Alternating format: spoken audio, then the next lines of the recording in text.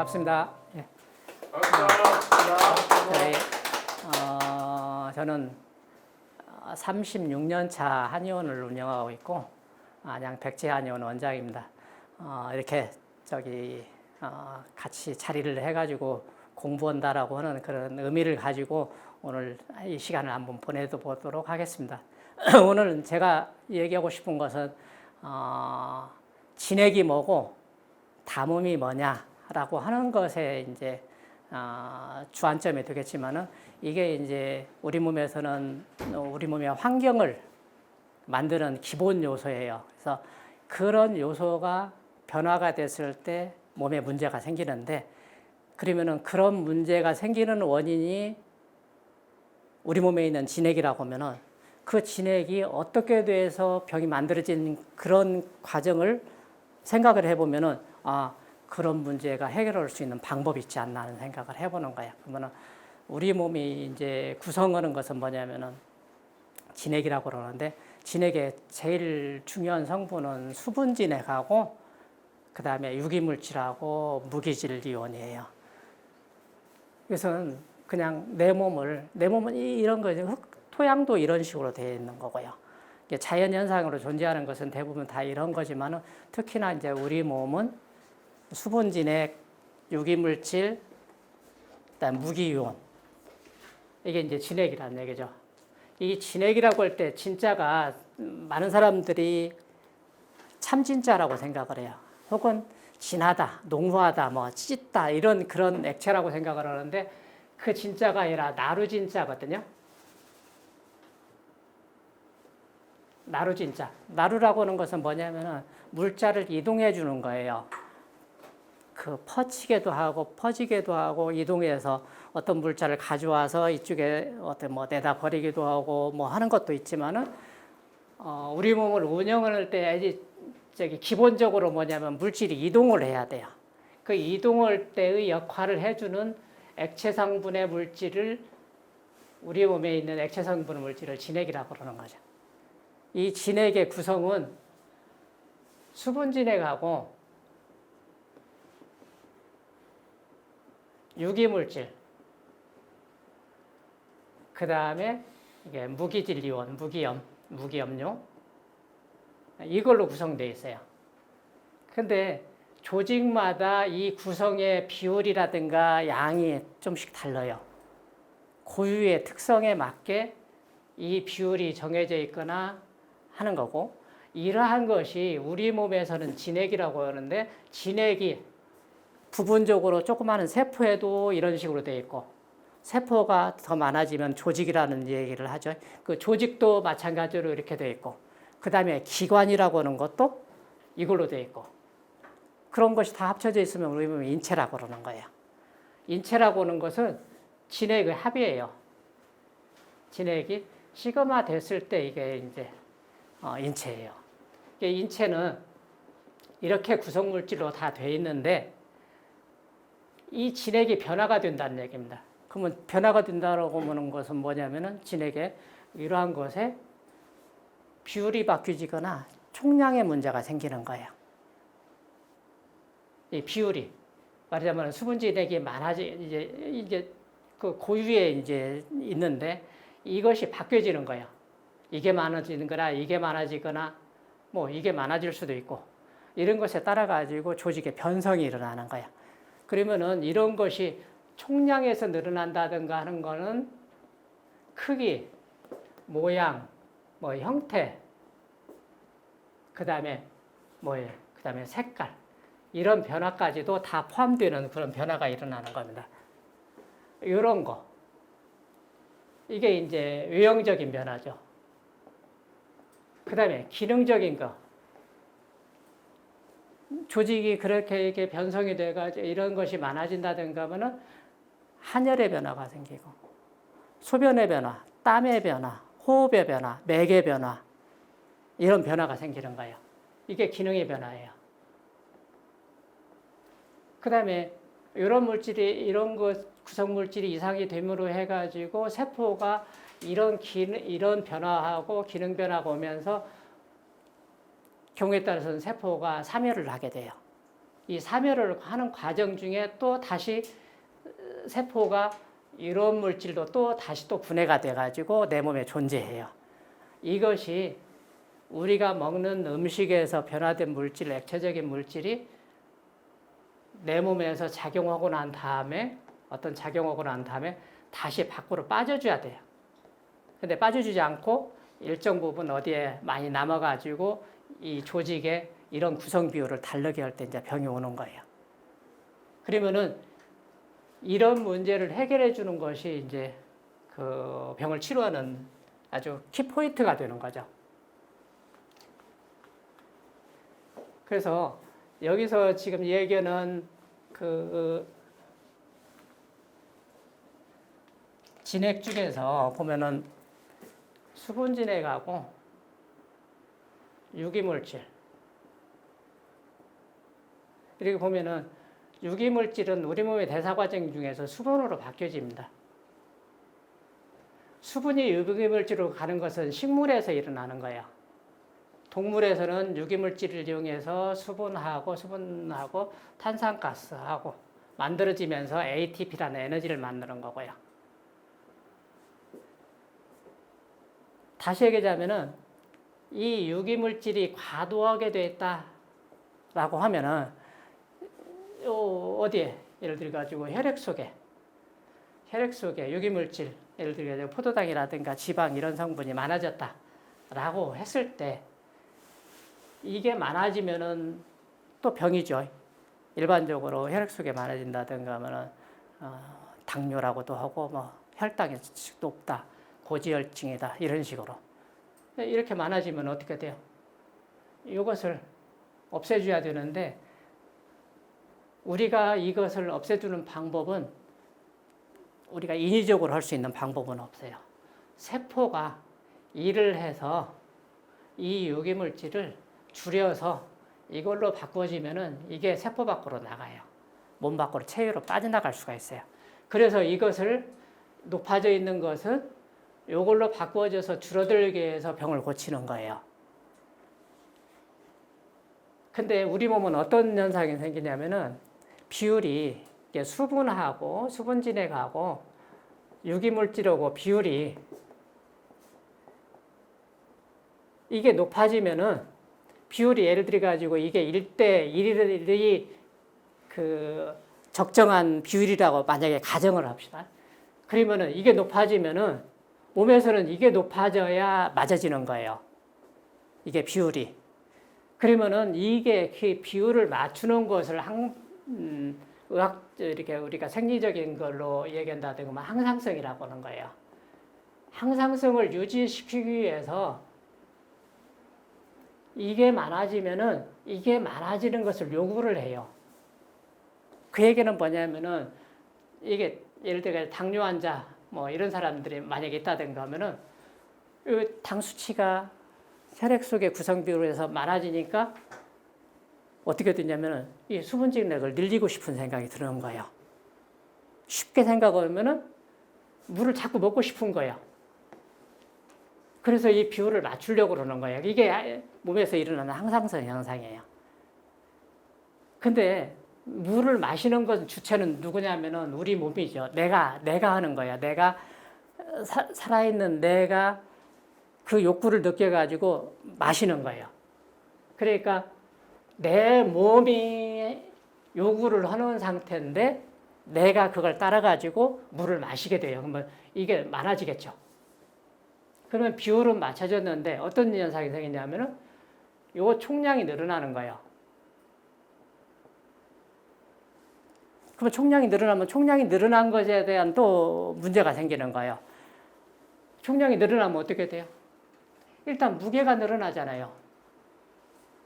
무게, 그 다음에 형태도 변화가 되죠. 크기 변화도 되고요. 그 다음에 이것이 늘어남에 따라 가지고 색택의 변화도 와요.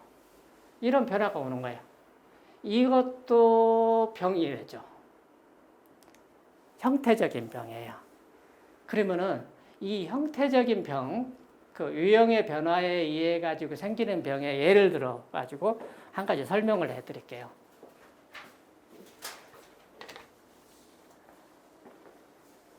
이게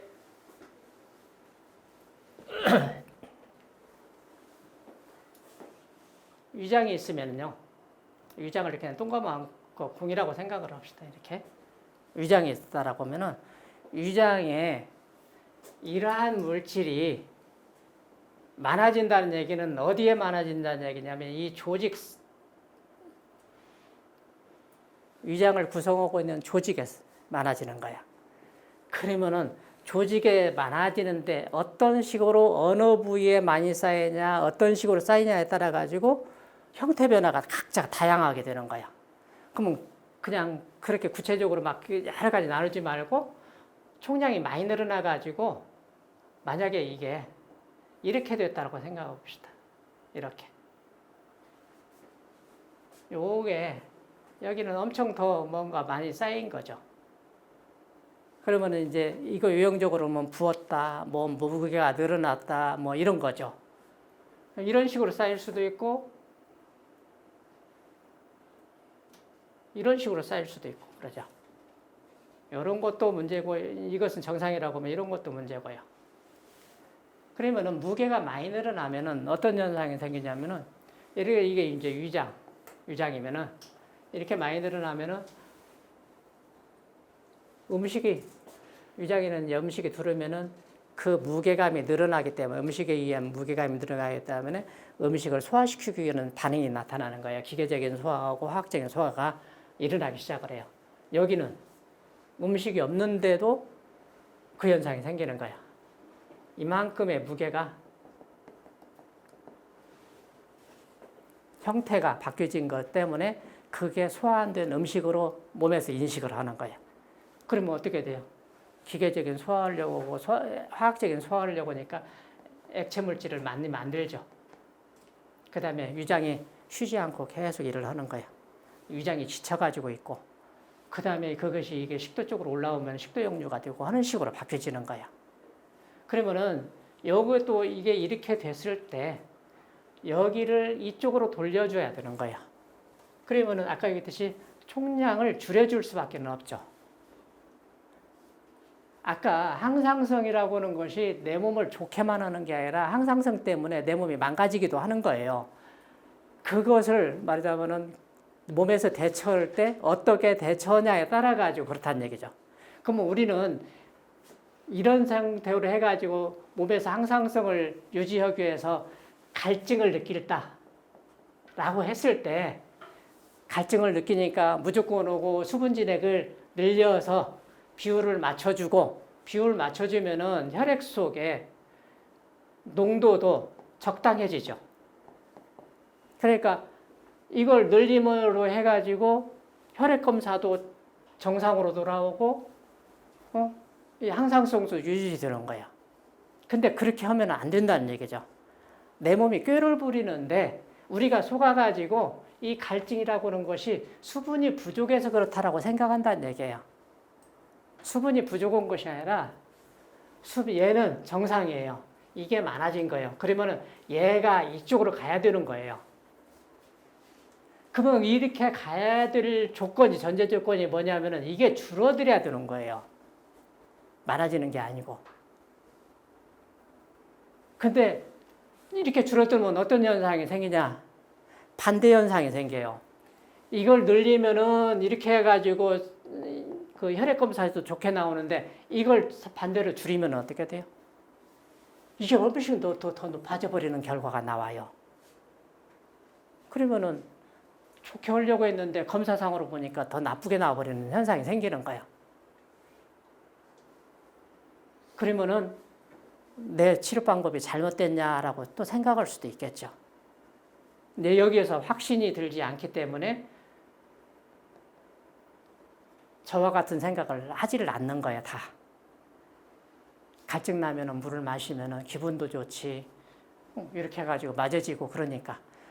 당장에 이게 좀 총량이 늘어났다 해서 금방 문제를 일으키지도 않아요. 이런 것이 자꾸 몸에 누적돼가지고 형태 변화가 되니까 비만도 되고, 외형적으로 보면 비만도 되고, 조직적으로 일부 부분만 가지고 나더라도 커지는 현상이 생기거나 모양이 바뀌어지거나 하는 상태가 되는 거예요. 그래서 이것을 조절을 해줘야 되는데 거꾸로 이렇게 해야 된다는 얘기입니다. 그러면은 갈증이 나는 것이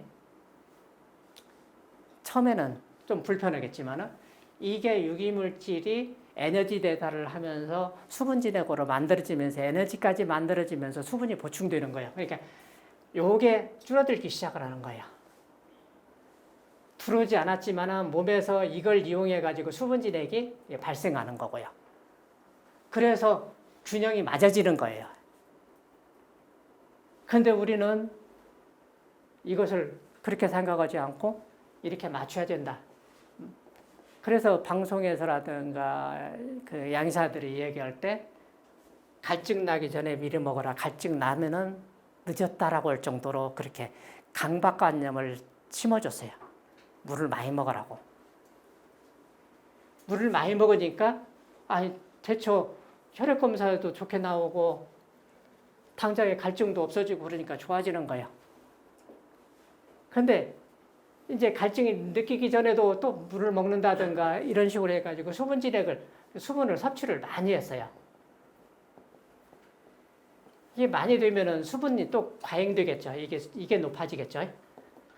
비율적으로 보면은 수분 진액하고 유기물질하고 이것은 그대로 있는데 이게 많아졌어요. 많이 들어가지고 커피도 마시고 술도 마시고 차도 마시고 그다음에 이제 갈증 난다고 냉수에다가 얼음물 타가지고 막 마셨단 말이에요. 이게 많아진 거예요. 그러면은 아까 에너지 대사에서 일어났을 때 탄소, 수소, 산소로 되어 있는 유기물질이 수분 진액하고 탄산가스로 바꿔져야 되는데 이게 많아지면은 이쪽으로 가는 저항이 많이 생기는 거예요. 그래서 이게 많아지면은 얘가 이쪽으로 가지를 못하니까 얘가 사라지지 않고 더 쌓이는 거예요. 총량에서는 유기물질이 늘어나는 겁니다. 줄어드는 게 아니고. 그래서 요것을 말하자면 이게 많이 늘어난 상태를 이제 뭐 수독 상태라든가 이렇게 얘기할 수도 있어요. 그러니까 이게 많아지면 어떻게 되냐? 마찬가지로 이것도 이게 이제 우리 몸에 있는 수분진이라고 제가 얘기를 나눴지만은 여기에 이런 것이 다 포함되어 있는 거라고 제가 아까 얘기를 했죠. 이 세 가지가 항상 포함되어 있는데 이게 지금 내가 얘기할 때 비율적으로 얘기를 하니까 말을 이렇게 띄워놓은 거야. 이렇게 따로따로 수분이 이만큼 있고 유기물질이 이만큼 있고 그다음에 무기질 이온이 이만큼 있고 하는 게 아니란 얘기야. 다 섞어져 있어요. 섞어져 있는데 그 비율이 이 부분이 많아지면은 그게 이제 부종이 오거나 어떻게 돼요? 이 많아지면은 간단해요. 뭐가 간단하냐? 이 이게 밭이 내 몸이라고 인체라고 생각을 하면은 밭에 비도 오고 물도 주고 하죠. 여기에 식물도 자라고, 이게 우리 몸이라고 하면 우리 몸의 어떤 그 세포가 대사하고 뭐 이렇게 활동하고 하는데 다 써먹고 또 여기서 이제 만들어진 노폐물이라든가 대사물질이라든가 이런 것은 또 다시 몸 밖으로 나가야 되는데 여기에서도 이렇게 나가죠. 증발도 되고. 많이 들어왔는데 조금씩 덜 나가요. 그러면 어떻게 돼요? 여기에 수분 입자가 적절하게 있어야 되는데 많아지기 시작을 하는 거야.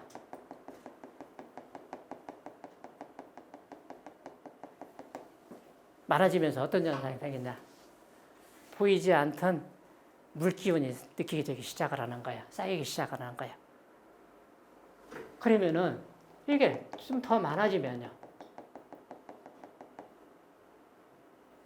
물웅덩이가 생기죠.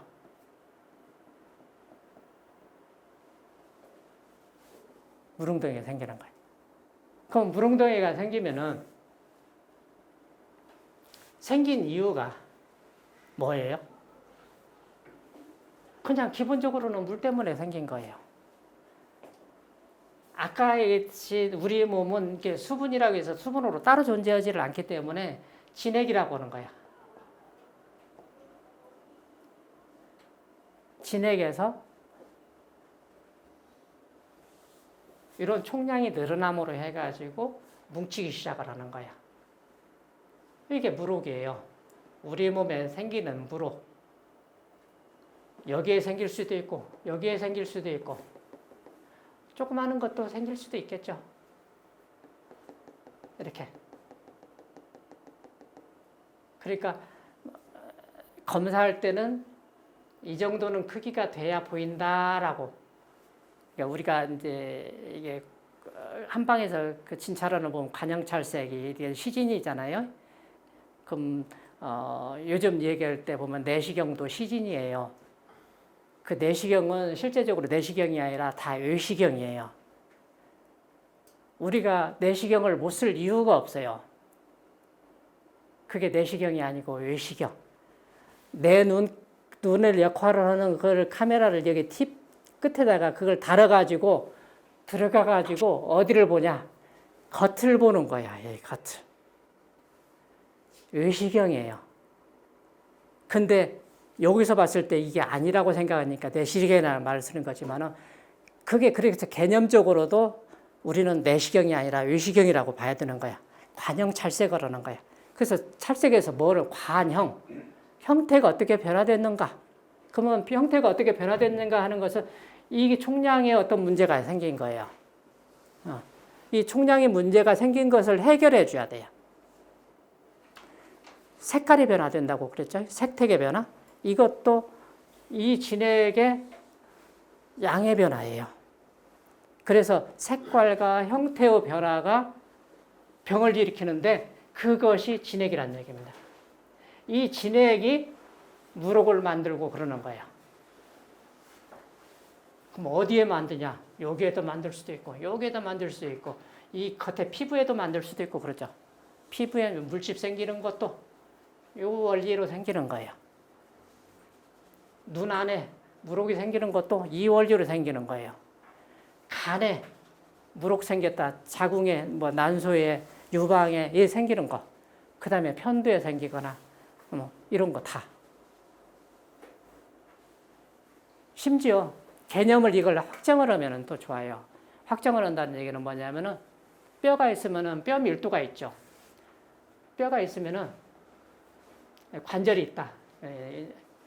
관절 같은 데 보면은 진액의 양이 늘어나요. 이게 이제 주로 액체 물질이고 아까 무기염료라든가 하면은 이제 이게 이제 이온화돼 가지고 액체하고 같이 섞어서 전기적인 역할을 해 가지고 뭐 하는 그런 역할도 하고 뼈의 구성 물질도 되죠. 그 구성 물질 중에 이 진액의 양, 예를 들어 수분이라든가 유기 물질이 많아지면은 뼈 밀도는 상대적으로 떨어지는 거야. 그러면 뼈 밀도가 떨어지는 상태는 거꾸로 얘기하면은 담은 물질, 노폐물 진액이 많아진 거예요. 그러면은 양방에서 정의할 때 골다공증이라든가 퇴행성 관절이라고 할 때 이것을 정의할 때 뼈의 개념에서만 설명한 거예요. 우리는 뼈를 구성하는 거든 간을 구성하든 콩팥을 구성하든 혈관을 구성하든 혈액을 구성하든 그 구성 물질은 유기물질, 수분진액 유기물질 무기질이온이라고 했어요. 이걸 해결할 때 무기질 이온만 가지고 뼈를 보는 거예요. 그러니까 반쪽도 아니고 3분의 1쪽분이 안 되는 거예요. 그러니까 골다공증은 뼈 성분을 넣어줘야 되겠다라고 생각을 하는 거예요. 이 방법을 써야 골다공증이 낫겠다고 생각을 하는 거예요. 이게 양방에서 생각을 하는 거고 대부분의 또 우리 한의사들도 이렇게 생각하기가 쉬워요. 그래서 그 한약재 중에 칼슘 성분이 많이 들어가는 것이 뼈에 좋겠다라고 생각을 하는 거예요. 꼭 아닌 것은 아닌데 칼슘 성분이 뼈를 좋게 할 수도 있는데 그것 가지고는 엄청 부족한 거예요. 그걸로 해서 뼈가 튼튼해진다라고 하는 것은 아니에요. 그러면 이 골다공증이라고 하는 것은 뼈가 이렇게 있다든가 하면은 처음에는 이렇게 치밀했던 것이 진액이 여기에 성분이 많아지니까 수분 진액하고 유기물질 이런 성분이 많아지니까 이 틈새에 그것이 쌓이기 시작을 하는 거예요. 이렇게. 그러면서 뼈에는 아까 얘기했듯이 수분 진액, 유기물질, 무기질, 이온의 농도가 비율이 뼈는 뼈에 고유한 비율이 있는 거예요. 경골이 있고 연골이 있다 보면은 연골은 경골보다는 뼈 성분이 말하자면은 더 고체화된 것이 훨씬 많은 거고 연골은 그보다는 좀 적으면서 유기물질이 많은 거예요. 이 고유한 성분 비율이 있는데 그게 비율이 깨진 거예요.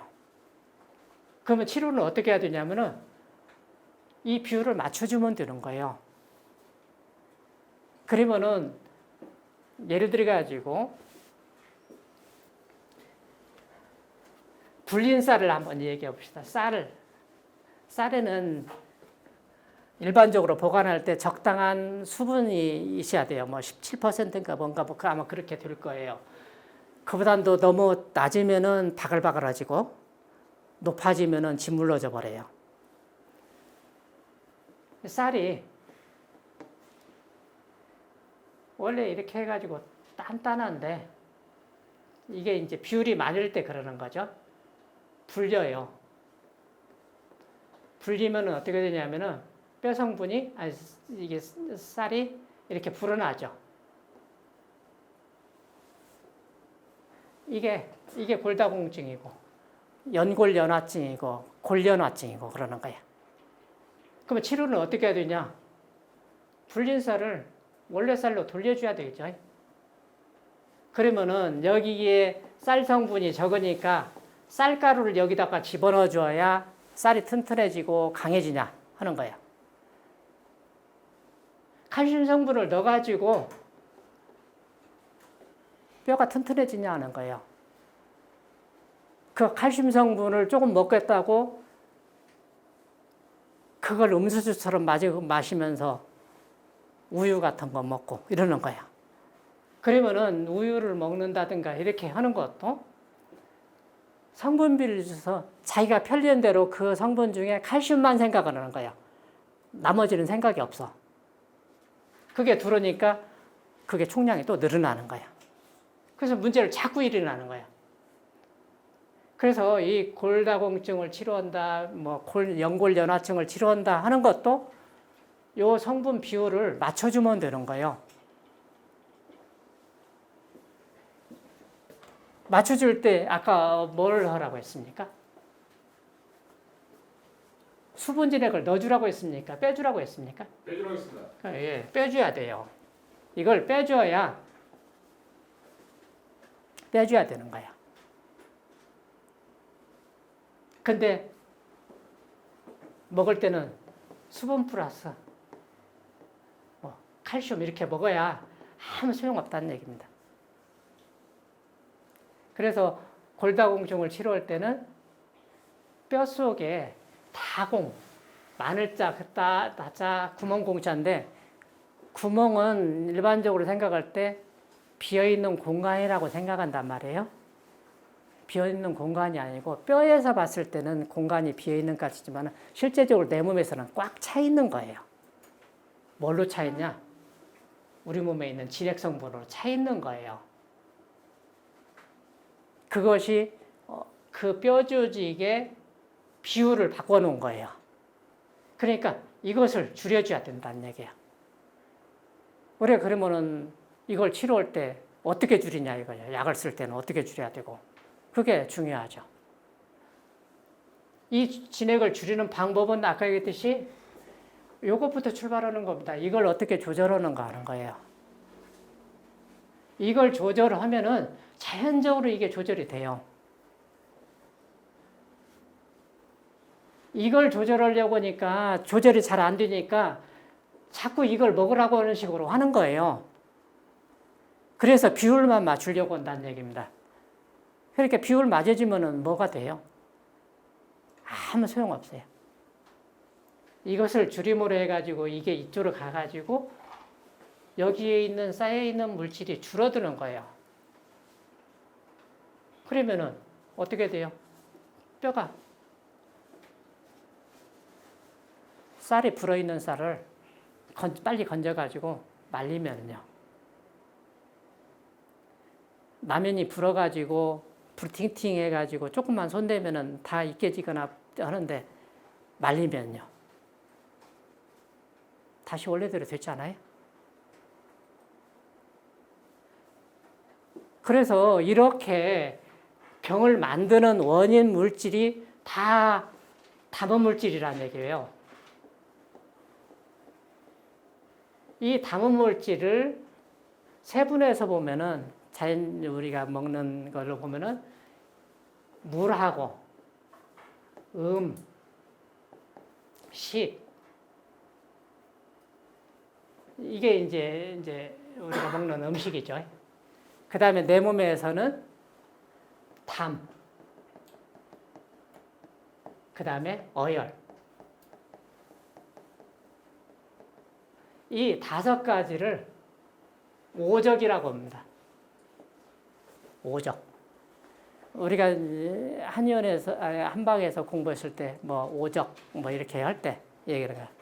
이 수가, 그때 오적이라고 할 때는 한적을 얘기를 하거든요. 한적을 얘기하는데, 우리가 얘기할 때, 물질적으로 얘기할 때는 수예요.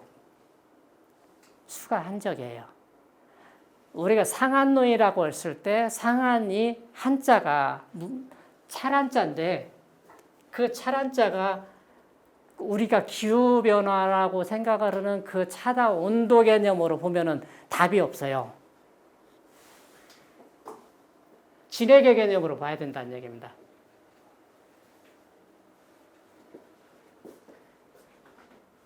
진액에 의해 가지고 생기는 병이에요. 그래서 이제 부분적으로 보면 이런 식으로 해가지고 오적이라고 그러는 거야. 요것도 진액이잖아요. 이것도 구성해 보면은 수분 진액, 유기물질, 무기온으로 되어 있어요. 이 어열도 마찬가지예요. 그러니까 색깔에 따라 가지고 어열이라고도 하고, 우리가 이제 발목을 삐었어요. 삐면은 퉁퉁 붓잖아요. 그럼 어열이라고 하잖아요. 담은병리 측에서 보면은 병리 물질이에요. 병을 일으키는 물질. 그러면 내 몸에 있는 진액이 어느 한쪽으로 팍 몰린 거예요. 다쳐서. 조직이 손상돼서 나온 액체, 뭐 혈액도 그쪽으로 많이 가고 해가지고 퉁퉁 붓고 조직이 손상된 거예요. 그것도 어열이라고 하지만은 어열은 혈이 아니에요. 색깔이 빨가니까 혈이라고 하지만 이게 담이라는 얘기입니다. 우리 몸에 있는 진액이에요. 그게 병리적으로 작용하니까 담이라고 얘기를 하는 거고요. 그래서 이 어열이라고 하는 건 진물 같은 피, 뭐 진물하고 혈액하고 뭐 일부 뭐 조직액하고 섞여져 있는 걸 얘기하는 거니까 이 어열이라는 개념도 혈이라고 하는 것보다는 담음, 진액이라고 봐야 돼요. 그래서 혈병도 담음처럼 치료를 하는 거예요. 혈병은 아까 그 수병 조금 얘기했고 지금은 어열은 얘기할 때는 혈병이라고 하거든요. 수병이든 혈병이든 다 담음 질환인데 속성상으로 보면은 수병은 수분 진액의 비율이 높아진 거고요. 이것은 유기물질 부분이 높아진 건데 혈액이 포함되어 있는 거고 수 부분은 적어진 거예요. 그래서 이게 많아진 것을 양어증이라고 하고 축수증이라고 그러는 거예요. 이게 많아진 것은 혈 부분이 이렇게 수분이 적어지면서 이런 것이 된 것은 축혈증이라고 하고요. 축혈증이라고 하고 음어증하고 관련돼요. 그래서 축혈증을 치료하는 약은 대부분 다 보면 합법을 쓰는 약이에요. 설사시키는 약이에요. 근데 음어증이라고 얘기했죠. 음어증은 우리 개념 속으로는 뭐가 들어가 있냐면은 진액이 부족해져서 오는 병이라고 생각을 하는 거야. 그것도 잘못된 거야. 진액이 부족한 게 아니에요. 진액이 제대로 역할을 못 하면서 진액이 못 만들어지는 상태예요. 그러면 진액이 생기게끔 해줘야 되는 거예요. 그러면 진액이 왜 안 생기냐? 쌓인 진액이 많아서 그런 거예요. 그래서 음어증 치료하는 것은 합법을 쓰는 거예요. 이 합법이 보온법인 거예요. 음을 보호하는 거예요. 이게 합법이 묵은 진액을 빼내는 방법이에요. 묵은 진액이 만들어지면은 내 몸에서 역할을 하고 난 다음에는 내 몸 밖으로 사라져야 돼요. 그래야 새로운 진액이 또 만들어져요. 내 몸에서 호르몬이 만들어지잖아요. 갑상선 호르몬 만들고 다 만들잖아요. 뇌하수체 호르몬도 만들고 뇌에서 요즘 도파민이라든 그런 것도 만들잖아요. 그럼 만든 것은 어떻게 해야 돼요? 우리가 없다라고만 생각을 하거든요. 뭐가 부족하다, 안 만들어졌다, 이렇게 얘기를 하는데 이 안 만들어진 이유가 뭐냐 이거죠. 안 만들어진 이유가 뭐냐면은 공장이 작동을 잘 안 하는 거예요. 이유가 뭐냐? 공장은 물건을 만들어내는 거야. 자기 고유의 물건을 만들고 자기가 대사작용을 해가지고 만들어진 노폐물도 만들어지고 그것이 공장 밖으로 나가야 되는데 공장 밖으로 나가지 않고 공장에 조금씩 쌓이는 거야. 그게 한계에 도달하면 공장은 자기를 할 수가 없어요. 그게 우리 몸의 세포병이에요. 내가 호르몬을 많이 만들어가지고 그게 활용되고 난 다음에는 대사돼가지고 유기물질은 대사돼가지고 수분 지나가고 탄산가스하고 질소산화물 이런 식으로 바뀌어져서 내 몸 밖으로 나가야 돼요. 나가야 새로운 걸 만들어요. 근데 그게 묵은 때 끼듯이 남으면서 몸에서 많은데 말하자면 그게 이제 한번 만들어질 때 작용하고 나가주면서 새로 만들어야 되는데 그게 있으면서 못 만들어지는 거야. 그래서 그걸 만들어지는 방법도 이게 없애는 방법을 써야 되는 거야. 없애는 방법을 쓰는데 그거 없애는 것을 내가 우리 인위적으로 찾아가지고 없앨 수 있냐? 그건 불가능한 거야. 그래서 치료법 중에 담음치료법을 써야 된다는 얘기야. 담음물질. 담음물질을 치료하는데 기본은 수분진액을 어떻게 할 건가 하는 것이 기본이에요. 이게 여기에서. 이게 키워드예요. 이것을 잘 해야 된다는 얘기죠.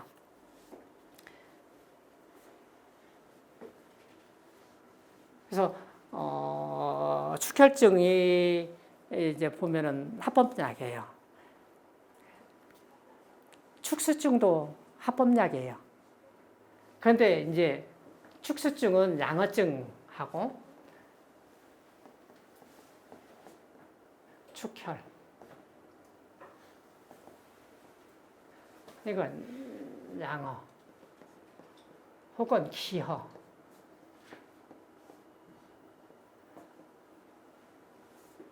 양어에 가까울 때는 이수지제를 쓰는 거고요. 기허에 가까운 때는 약간의 발안제제를 써요. 발안, 이수. 이게 이제 축수증. 이게 몸에 수분 비율이 많아졌을 때 치료하는 방법이죠. 그래서 양어증, 예를 들어 정력 약하다 할 때도 양어증이라고 얘기하잖아요. 수분 조절하는 약을 써야 돼요. 축수지제, 이수지제 이런 걸 쓰는 거예요. 기혈증도 마찬가지예요. 그래서 혈약은 이것은 이제 아까 얘기했듯이 보험주제를 쓰는 거고요. 이건 완화시키는 약을 주로 쓰고, 더 안 될 때는 축소시키는 약, 주로 어디로? 대변으로 하는 거예요. 여기는 주로 소변으로 하는 거고요. 우리 몸에서 우리가 먹는 음식물이 내 몸에서 소화가 되고 많은 사람들이 소화라고 하는 개념도 우린 잘 알고 있는 것 같지만은, 소화라고 하는 개념은 뭐냐 하면은 분자가 큰 것을 짧게 나누는 과정이 소화예요. 근데 소화가 안 된다, 소화가 된다라고 했을 때는 그 개념이 아니에요. 일반 사람들이 쓸 때의 그 소화는 그게 아니에요. 여기가 안 내려간 것 같고 답답하고 트림 나오고 깎아보고 이런 것이 소화가 안 된다라고 생각을 하는 거예요. 이런 것이 그래서 소화하고 해서 이게 분해가 되는 거죠. 그래서 분자가 작아가지고 이제 흡수가 되는 거예요. 주로 이제 소화계통을 통해서 암주간,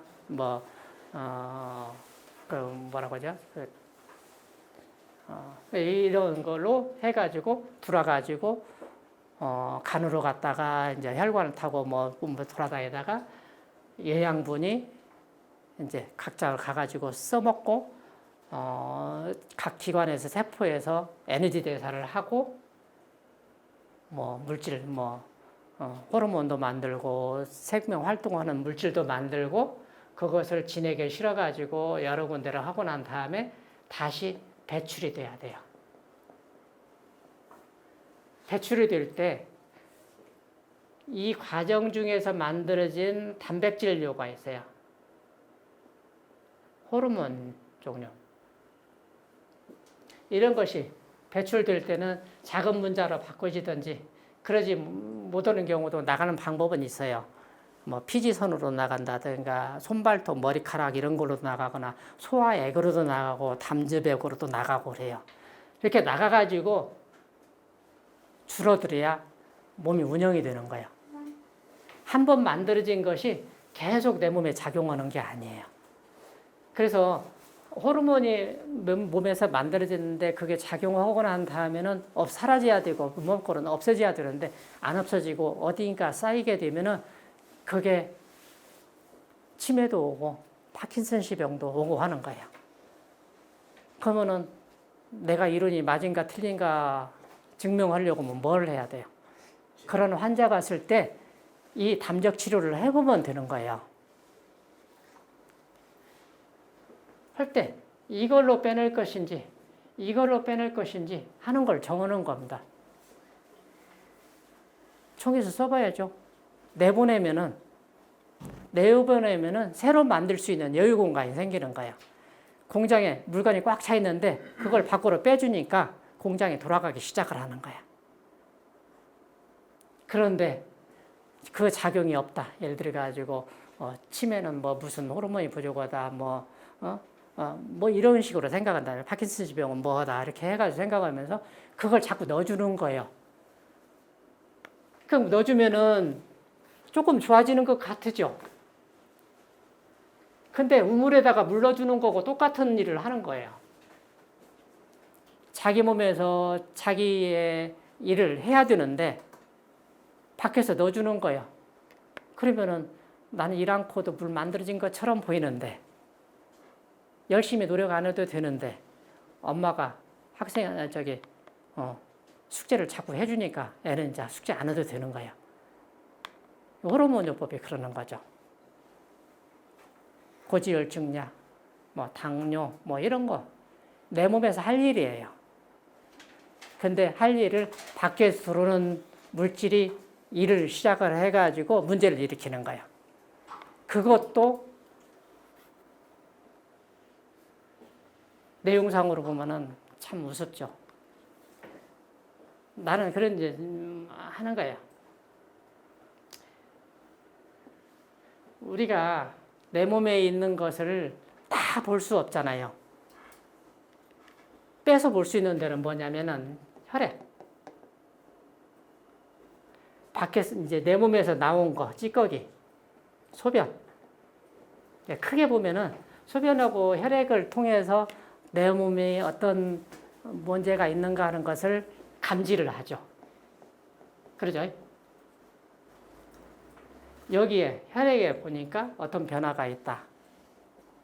혹은 소변에 이제 기준이 있어요. 여기 이제 양방에서 보면은 기준을 딱 정해놔가지고 기준에서 벗어나면 다 무조건 다 병으로 봐버려요. 아니 사람이 기분이 좋을 수도 있고 나쁠 수도 있고 그러잖아요. 항상 좋습니까? 근데 항상 나쁘지도 않잖아요. 나쁠 때는 아이고 기분 좋은 약 주고요. 이런 식으로 계속 하다 보니까 자기가 조절 능력이 없어지는 거예요. 아유, 좋을 때도 있고 나쁠 때도 있고 그러지. 그래서 여기에 어떤 문제가 있다라고 했을 때 이제 이게 이제 아까 얘기했듯이 담적을 일으키는 요인을 여기서 찾아야 돼요. 대부분이 담적병은 십병구담이라고 얘기를 하잖아요. 근데 내가 임상적으로 해보면은 십병구담이 아니라 100병 99담 정도 돼요. 아까 내가 발목 다쳐가지고 삔 것도 나는 담적병으로 본다는 얘기예요. 개념이 그러면은 그 쌓여있는 노폐물을 말하자면은 조직이 손상돼가지고 쌓여있는 것을 우리가 부항으로 빼주잖아요. 그 다음에 또 뭘 해요? 어혈 없애는 약을 또 주죠. 침 놔가지고 순환시키죠. 침 놔가지고 몸에 상처를 줌으로 해가지고 그 상처가 내 몸의 어떤 기능을 일깨워요. 상처를 복구하는 힘을 극대화시켜요. 그러니까 얼마나 좋은 거예요. 그거다가 진통제만 먹는다고 해가지고 그 담적이 없어지는 게 아니잖아요. 진통제라고는 화학물질이 내 몸에 들어오면은 내 몸에 없던 것이 들어오면은 항상 몸에서는 항상성을 유지하려고 그걸 예를 들어 가지고 뭐가 들어왔다 하든가 하면 미세먼지가 들어오든 양약 화학물질이 들어오든 들어오게 되면은 몸에서는 이물질이에요. 그러면은 그 이물질의 농도가 확 높아진 거예요. 그러면은 그거 농도를 어떻게 낮추든지 혹은 대식세포 뭐 이런 면역세포가 와가지고 그걸 먹어 치워버리든지 먹어 치우지 못하면은 이 주변에 우리 몸에 있는 진액이 많아지는 거예요. 이것이 염증을 일으키는 거예요. 우리가 얘기하는 담적 질환은 다 염증 질환이에요. 근데 이제 염증이라고 했을 때 일반 사람들의 염증 개념은 환자들의 염증 개념은 골맞다라고 자꾸 생각을 하는 거고 이게 아니죠. 또 염증을 염증을 잘못 생각해가지고 또 감염증하고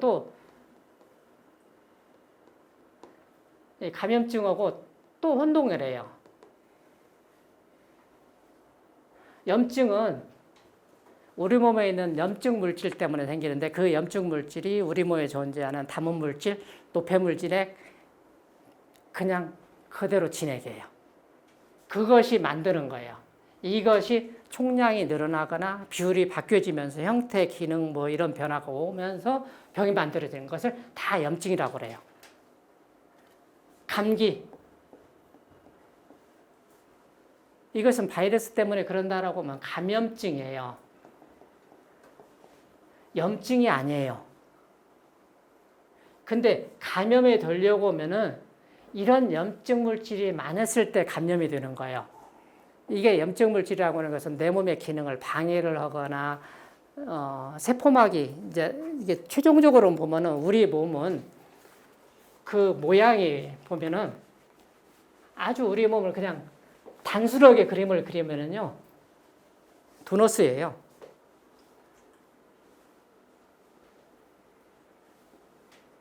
예, 이런 모양 이게 우리 몸이에요. 그러면 우리 몸을 안과 밖으로 나눈다.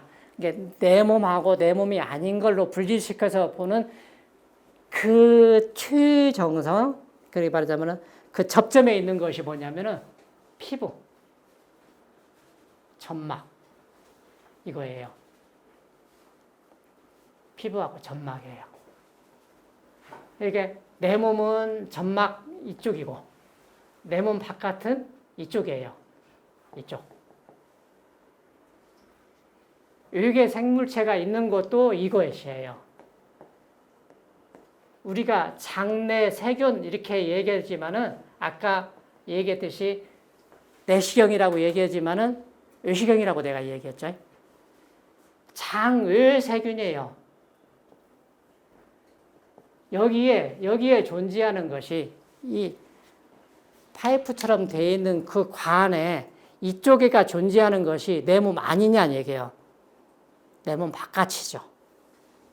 개념을 그렇게 안과 밖이라는 개념도 새로 해야 되는 거예요. 장외 세균이 맞아요. 근데 너무 이것을 많이 쓰기 때문에 장내 세균이라고 뭐 이렇게 얘기한다 하더라도 우리는 이렇게 생각을 해야 되는 거예요.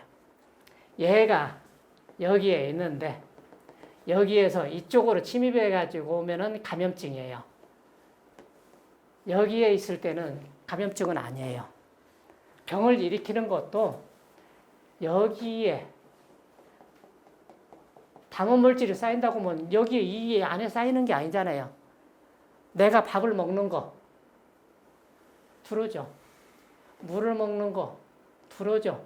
술 먹는 거 이쪽으로 들어오는데 내 몸 안으로 들어오는 게 아니라 내 몸 밖으로 들어오는 거예요. 밖을 통과하면서 여기는 입, 식도, 위, 소장, 대장, 항문 이 과정을 거치면서 여기에서 나온 액체 성분의 물질 이런 것이 이 음식물을 가수분해시켜요. 작은 분자로 만들어서 이쪽으로 들어와요. 이로 들어왔을 때 진짜 내 몸 안에 들어온 거예요. 그러면 여기서 대사작용을 하고 난 다음에 내 몸 밖으로 또 나가야 돼요. 피부로 해가지고 땀의 형태로 나가고 콩팥을 만나가지고 소변 형태로도 배물이 나가고 장 점막으로 소화기계통 점막 이런 걸로 해가지고 또 같이 이렇게 섞어서 나가고요. 그 다음에 뭘로 나가요? 손발톱, 머리카락, 여자들은 생리로도 노폐물이 나가요. 그 다음에 소화액으로도 나가고 담즙액으로도 나가고요. 나가는 구멍이 그렇게 많아요. 들어오는 것은 다 거의 다 입으로 들어오죠. 근데 이렇게 들어가는 것도 다 나가지 않고 일부는 남아가지고 우리 몸을 구성하는 물질로도 작용하지만 우리 몸을 구성을 비율을 변화시키거나 형태를 변화시키거나 하는 물질로도 작용하는 거예요. 그러니까 생리적으로 작용하는 구성물질로도 작용하지만 기능적으로 문제를 일으키는 물질로도 작용한다는 얘기예요. 그래서 우리가 조절하는 것은 뭘 조절하는 거냐 하면은 이걸 조절하는 거예요. 이걸 조절하는 거 어떻게 해서 이걸 조절하냐라고 하는 거죠. 이걸 조절하는 것이 담원물질을 예방하고 치료하는 방법이에요. 그래서 이게 내 몸이란 얘기입니다. 내 몸, 여기가 내 몸 아니, 내 몸이 노예요. 내 몸이에요. 내 몸 바깥이에요, 여기는. 감염증이라고 하는 것은 외부에 있는 생명체가 내 몸 안으로 침입하는 거예요. 찔려가지고 상처 난 대로 들을 수도 있고, 여기가 짓물러가지고 상처가 나가지고 이게 그 저항력이 떨어져가지고 세균이 침입할 수 있는 상태가 되면서 침입하기도 하고요. 그래서 내 몸에 이런 염증 상태가 있을 때 감염증이 걸리기 쉬운 거예요. 이게 있고 난 다음에 감염증이 생기는 거고요. 이게 감염이 된다 하더라도 염증 상태, 염증 물질, 노폐물질에 이런 것이 없다 하든가 세포가 그러면은 내 몸에 있는 세포가 제대로 자기 기능을 다 하고 있다든가 면역세포도 제대로 에너지도 만들고 활발하고 이렇게 하면은요. 감염됐더라도 앵가는 건 다 해결을 해버리는 거예요. 시간이 걸리더라도. 그래서 이 감염증은 양방에서 항생제를 쓰는데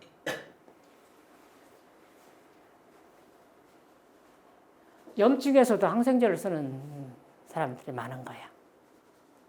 염증은 항생제를 써가지고 되는 게 아니라 오히려 항생제를 씀으로 해가지고 이게 이제 이런 염려 때문에 쓸 수 있는 거 그렇게 생각을 이제 좀 좋게 생각하면 그렇게 생각할 수가 있는데 이 염증을 양방에서는 고칠 방법이 없어요.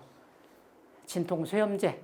그게 이제 대표적인 것이 뭐냐면은 소염제 중에 대표적인 것이 부신피조 호르몬제인데 부신피조 호르몬제가 염증을 치료하는 원리는 뭐냐면은 우리 몸에 있는 체성부피를 늘려주는 겁니다. 그게 무슨 얘기냐 하면은 염증이 일어나려고 하면은 내 몸에 염증 물질이 내 공간에서 많아지는 거예요.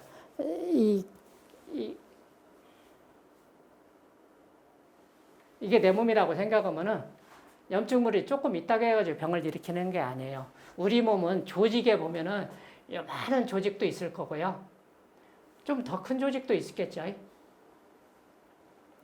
많은 조직도 있을 거고요. 쌓여있죠.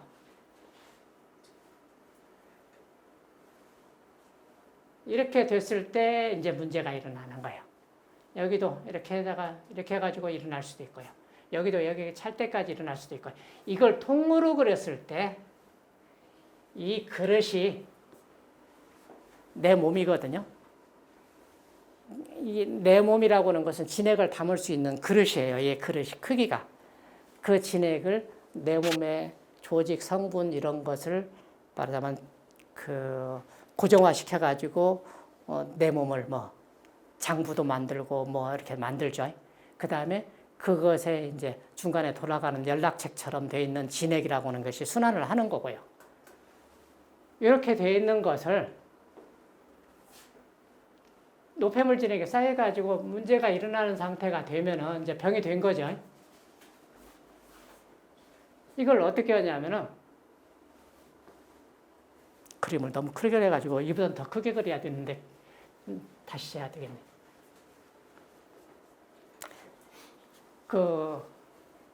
아까 얘기했듯이 하나로만 그려볼게요. 이렇게 해가지고 여기가 노폐물 진액이 100개를 저장할 수 있다 하면 이게 100개예요. 근데 지금 101개가 되든지 110개가 됐다. 그러면 이게 넘치는 현상이 생기겠죠. 병증 이상이 생기는 거예요.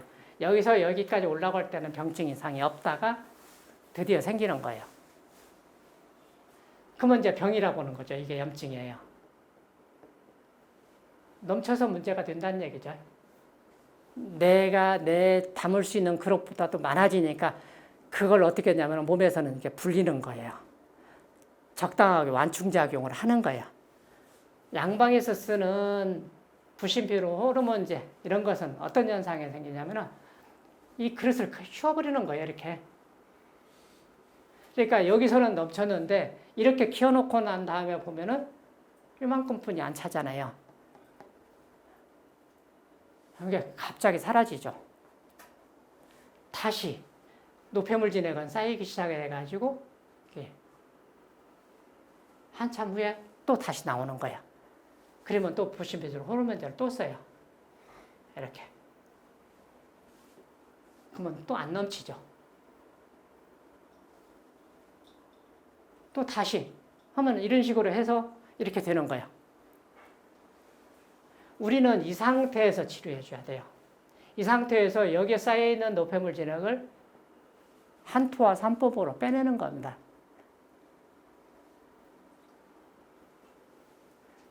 이렇게 해서 치료를 해야 진짜로 예를 들고 50을 빼냈다 그러면 110에서 50 빼니까 60 이렇게 되는 거예요. 여기는 이렇게 해가지고는 더 늘어나는 겁니다. 이거 110개 그래도 안 넘쳤죠. 여기 200개 돼도 안 넘쳐요. 그래서 이렇게 이제 하다 보면은 어떤 현상이 생기냐면은 신장에서 말하자면은 노폐물을 빼내는 사구체 투과열이라고 하죠. 이런 것이 떨어지는 거예요. 신장이 나빠지죠. 그러면서 몸이 퉁퉁 붓는 질환이 생기는데 그게 쿠싱 증후군 이런 거예요. 문페이스도 있고 하는 거 이런 거예요. 그러니까 그릇을 키워가지고 엄청 많은 진액을 저장하는 거예요. 그때 넘치지만 않으면 증상이 없으니까 지낼만 한데 그 사람은 언젠가는 문제가 일어나는 거예요. 이런 현상이 생기는 거예요. 한약에서는 자기들은 그쪽에서는 이런 식으로 한방약이 그렇게 된다라고 이 얘기를 하는 거예요. 뭐예요? 감초가 부시피준 호르몬제라고 유사 부시피준 호르몬제라고 하는 거예요. 감초를 많이 먹으면 붓기도 하죠.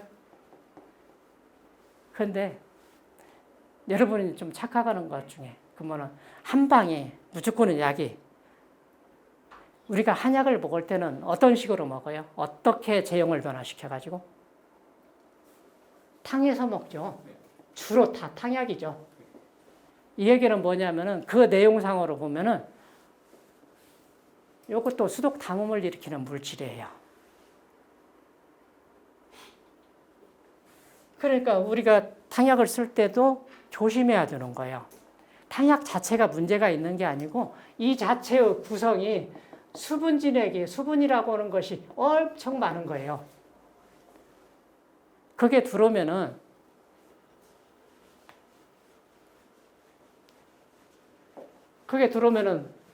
아까 제가 얘기했듯이 그 유기물질이 많아지면은 칼슘 같은 거 이렇게 해가지고 이렇게 또 양쪽에서 또 봐진다고 했잖아요. 이게 이제 이게 많아지면 수분 진액이 많아지면은 아까 했듯이 축수 증상도 생기는 거고 기어 증상도 에너지 대사가 잘 안 이루어지고 이런 현상이 생기는 거야. 그럼 어떻게 되냐면은 에너지 대사할 때는 반드시 유기물질, 탄소, 수소, 산소로 되는 유기물질을 이용해서 에너지를, ATP라는 에너지를 만들어요. 이것이 생명의 에너지예요. 화학 에너지고. 이것도 작용하고 난 다음에는 다시 재활용을 하죠. 포스페이트라고 하는 걸 띄었다 붙였다 이런 식으로 하면서 에너지를 만들거든요. 이것이 이제 물하고 탄산가스로 바꿔지면서 혹은 질소가 들어가 있으면 질소산화물까지 들어가가지고 이렇게 이제 몸 밖으로 나가는 거예요. 이런 과정 중에서 요것 때문에 몸에서 지장을 받는 거예요. 그러니까 한약을 먹으면은 물을 마신 거예요.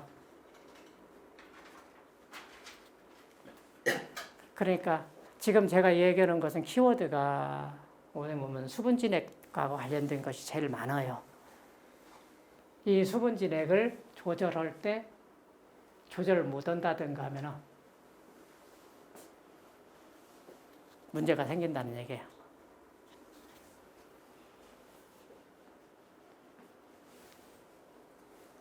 좀 쉬었다 할까요?